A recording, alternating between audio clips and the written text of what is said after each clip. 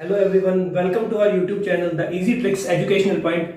जैसा कि जानते हैं, कोरोना काल में पढ़ाई मुश्किल होगी, फिर भी हमारे डायरेक्टर अभिषेक दैया ने कोशिश करी कि आपकी पढ़ाई जारी रहे। तो आज शुरू करते हैं हम क्लास 10th के chapter number first chemical reaction and equation के साथ। तो सबसे पहले आप बताइए कि क्या होती है एक केमिकल इक्वेशन, क्या होती है केमिकल रिएक्शन।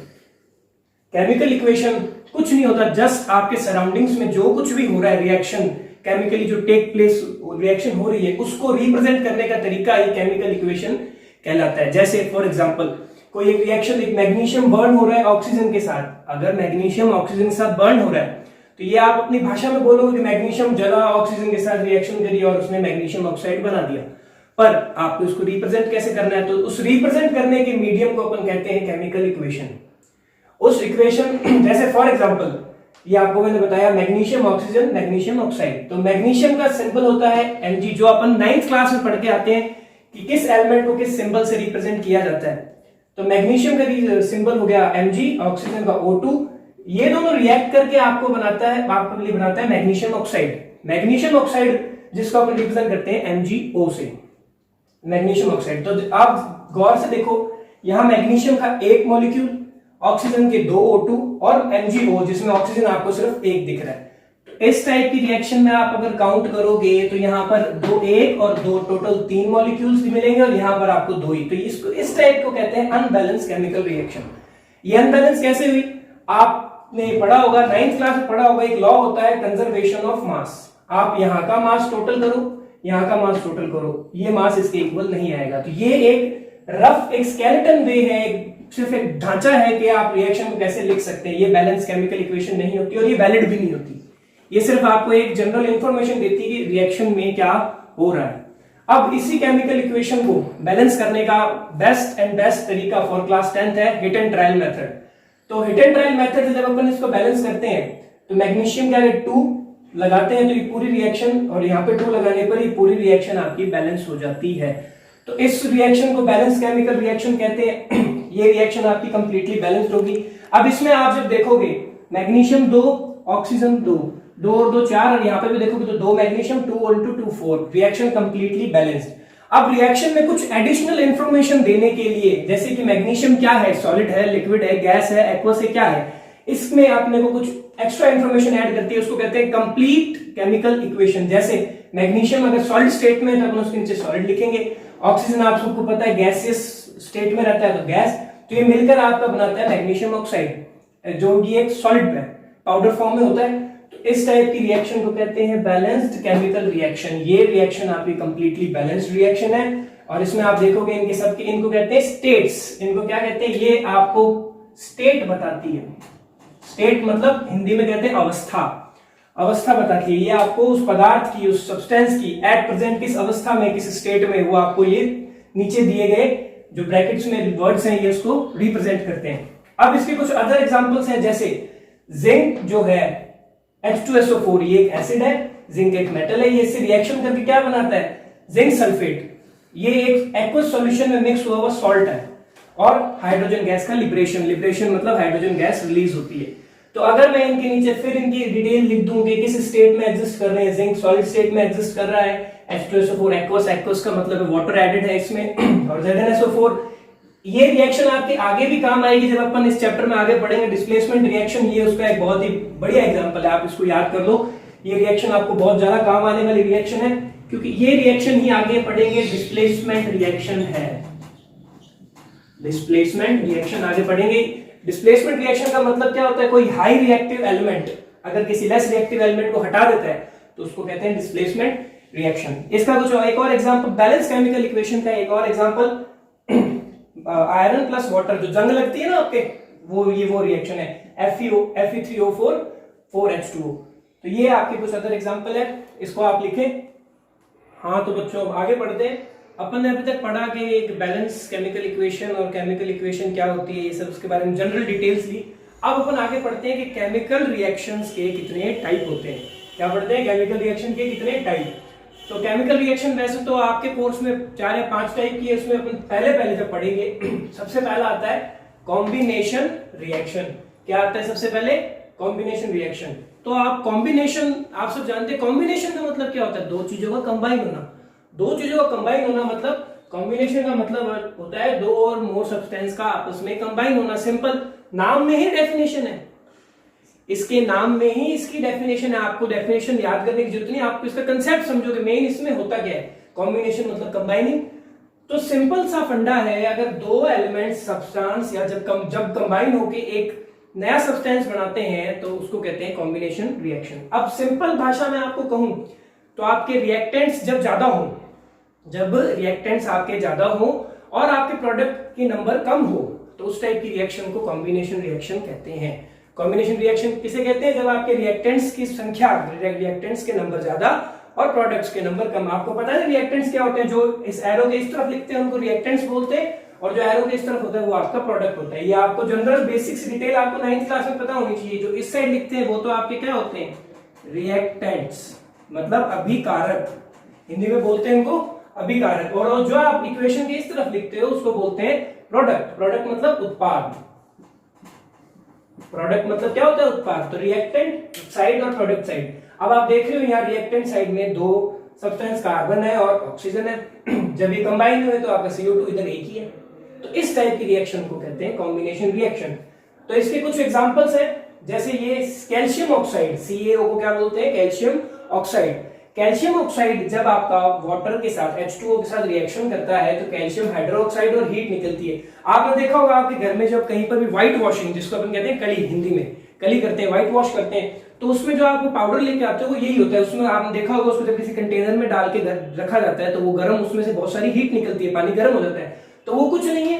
अब आपके सामने कभी भी कोई व्हाइट वॉश करे, कली करे, तो आप उसको ये रिएक्शन समझा सकते हो कि उसमें भाई साहब आपके ये होता है, सीधी बात।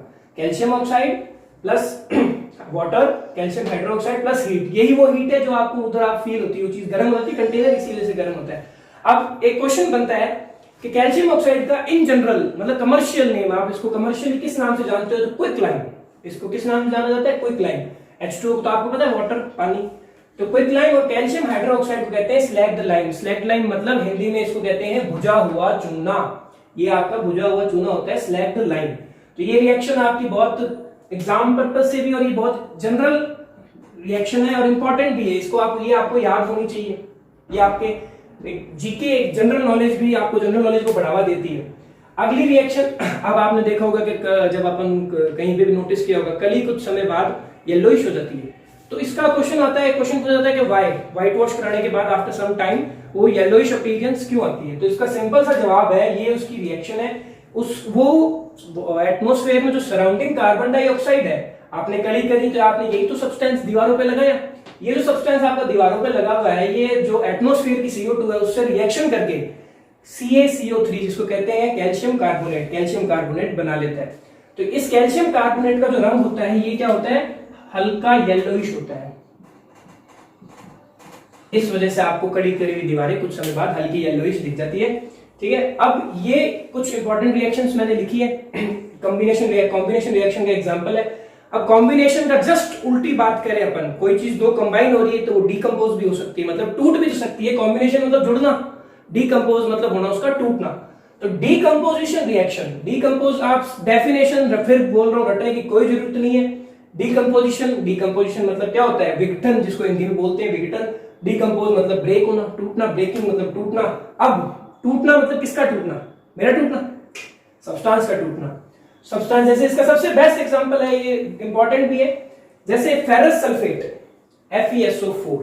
फेरस सल्फेट को जब अपन हीट करते हैं, मतलब इस सब्सटेंस को जब हीट किया जाता है तो ये फेरिक ऑक्साइड सल्फर डाइऑक्साइड और सल्फर ट्राइऑक्साइड में ब्रेक हो जाता है। और ये रिएक्शन आपकी कंप्लीटली बैलेंस्ड है, एग्जाम पॉइंट ऑफ व्यू से काफी इंपॉर्टेंट है। इस पे घुमा फिरा के क्वेश्चंस भी पूछे जाते हैं, घुमा फिरा के इस पे क्वेश्चन भी पूछे जाते हैं।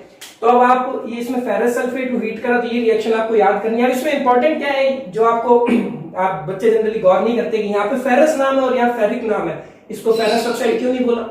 तो आयरन की एक खासियत होती है, जो आप अपनी बड़ी क्लास में पढ़ोगे, 11th 12th जब बड़ी क्लासेस में जाओगे, वो अलग अलग ऑक्सीडेशन स्टेट मतलब अलग अलग वैलेंसी शो कर सकता है। अलग अलग वैलेंसी शो करने का मतलब है, जब वो +2 में होता है, ये हर सब्सटेंस के लिए +2 में उसके आगे अस लगता है, और जब बड़ी ऑक्सीडेशन स्टेट में होता है तो उसके आगे इक लगता है। ठीक है, तो ये इसका कारण है, ये आपको बड़ी क्लास में भी आप पढ़ोगे। तो ये आपके कुछ रिएक्शन, केमिकल रिएक्शंस के टाइप, दो टाइप है। रिएक्शंस के टाइप पढ़ लिए, सबसे पहले कॉम्बिनेशन, फिर डीकंपोजिशन। कॉम्बिनेशन मतलब कंबाइन होना, डीकंपोजिशन मतलब उसका टूटना, विघटन, डीकंपोज होना। अब डीकंपोजिशन के कुछ इंपॉर्टेंट एग्जांपल, जैसे PbNO3 होल ट्वाइस, इसको कहते हैं लेड नाइट्रेट, इसको कहते हैं लेड नाइट्रेट। तो लेड नाइट्रेट अब डीकंपोज होता है lead oxide, nitrogen NO2, nitrogen dioxide और ऑक्सीजन में। ये काफी इंपॉर्टेंट एग्जांपल है। अब एक बहुत अच्छा क्वेश्चन बनता है कि अगर अपन एक सब्सटेंस को, एक सब्सटेंस है X, जिसको मुझे पता नहीं क्या सब्सटेंस है, अज्ञात है, आपको पता नहीं, अननोन सब्सटेंस है, उसको मैंने सनलाइट की प्रेजेंस में रखा तो उसका सिल्वर कलर आ गया, तो बताओ वो X सब्सटेंस क्या है? तो वो X सब्सटेंस है आपका AgCl। ये बहुत इंपॉर्टेंट क्वेश्चन है कि अगर AgCl को जब अपन सनलाइट की प्रेजेंस में रखते हैं, AgCl को जब अपन सनलाइट की प्रेजेंस में रखते हैं तो AgCl, Ag मतलब सिल्वर और क्लोरीन मतलब अपने जो बेसिक कंपोनेंट है उनमें ब्रेक हो जाता है। ये बहुत इंपॉर्टेंट क्वेश्चन बनता है कि ऐसा कौन सा सब्सटेंस है जिसको सनलाइट पे रखने पे वो सिल्वर ग्रेइश कलर दिखाता है। तो सिल्वर कलर तो सिल्वर ही दिखाएगा, ग्रेइश कलर, सिल्वर का कलर, चांदी का कलर तो यही होता है। और सिमिलरली इसी टाइप की दूसरी रिएक्शन है, इसको आप AgBr मतलब AgBr भी इसी टाइप की रिएक्शन दिखाता है। इसको भी जब आप सनलाइट की प्रेजेंस में रखते हो तो ये भी आपके Ag और Br2 में ब्रेक हो जाता है। AgBr भी सिमिलर रिएक्शन आपको शो करता है। अब ये इंपॉर्टेंट एग्जांपल थे आपके डीकंपोजिशन रिएक्शन के, मतलब विघटन वाली अभिक्रिया जिसमें एक सब्सटेंस वन और मोर सब्सटेंस टूटता है, या कहूं कि रिएक्टेंट्स कम होते हैं, प्रोडक्ट्स ज्यादा होते हैं नंबर में, संख्या में। अब आगे अपन बात करते हैं तीसरी टाइप की रिएक्शन की, जिसको कहते हैं अपन डिस्प्लेसमेंट रिएक्शन। डिस्प्लेसमेंट का मतलब आप सब जानते हैं, डिस्प्लेसमेंट मतलब हिंदी में बोलते हैं इसको विस्थापन। विस्थापन मतलब एक जगह से दूसरी जगह जाना या किसी दूसरे की जगह लेना, डिस्प्लेस कर देना किसी को। तो डिस्प्लेसमेंट का मतलब डिस्प्लेस करना, मतलब हटाना, जगह से रिमूव करना।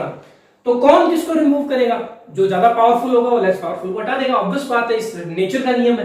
तो हाई रिएक्टिव जो एलिमेंट्स होते हैं वो क्या करेंगे, आपके जो जितने भी हाई रिएक्टिव एलिमेंट्स है वो ऑब्वियसली कोई मतलब लॉजिकली आप सोच के देखोगे हाई रिएक्टिव लेस को हटाएगा, ज्यादा पावरफुल होता है वही कम पावरफुल को हटा देता है। वो लेस रिएक्टिव एलिमेंट को क्या करेंगे, डिस्प्लेस कर देंगे, अपने उसकी जगह से उसको हटा देंगे।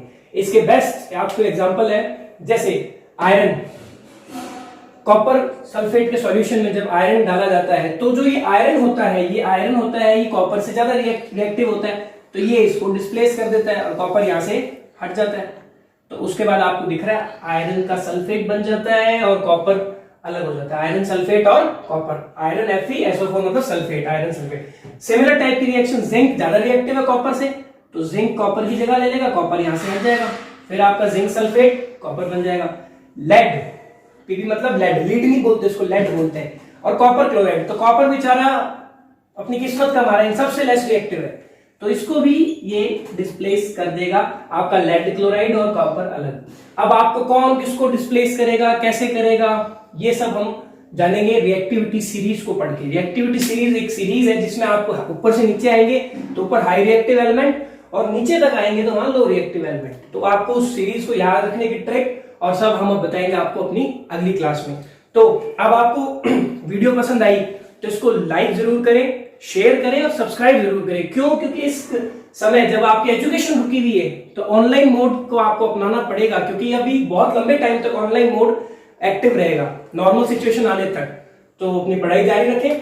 10th क्लास एक आपकी फ्यूचर डिसाइड करने वाली क्लास रहती है। सो बेस्ट ऑफ लक आपके फर्दर फ्यूचर के लिए। Thank you.